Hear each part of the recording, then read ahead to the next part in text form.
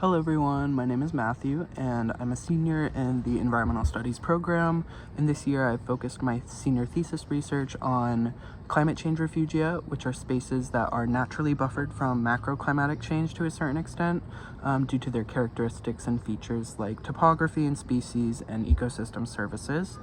I decided to address this question because the scientific research behind the existence of these spaces is pretty well established. However, understanding how they can be utilized in climate change adaptation strategy for the future and addressing anthropogenic climate change is not as well developed. So I addressed the question of how can we assess the capacities of these spaces to serve a role in meeting the goals of a specific region's climate change adaptation strategy. And so in order to address this question, I set up a 4-step framework that involves identifying a research space. In my research, I chose the Cascades ecoregion because it's a fairly topographically diverse space in the Pacific Northwest.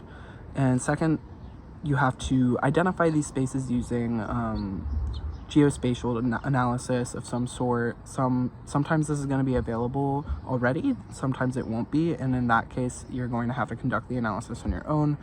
Thirdly, you need to prioritize a space for future research and management using a climate change vulnerabilities assessment, understanding what land is available, what isn't, and using the identification information from the second step. You want to find the most vulnerable but also terrestrial resilient spaces.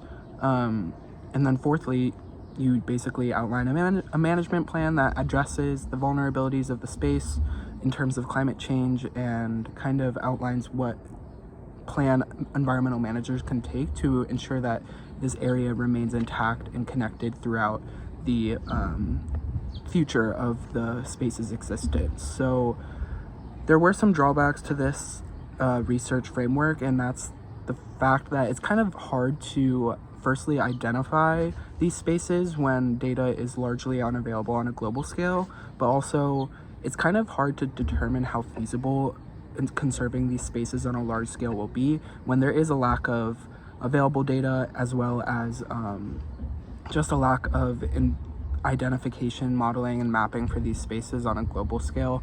However, I do remain optimistic that this is a type of climate change adaptation tool that will be utilized within 10 to 15 years in the future. Thank you.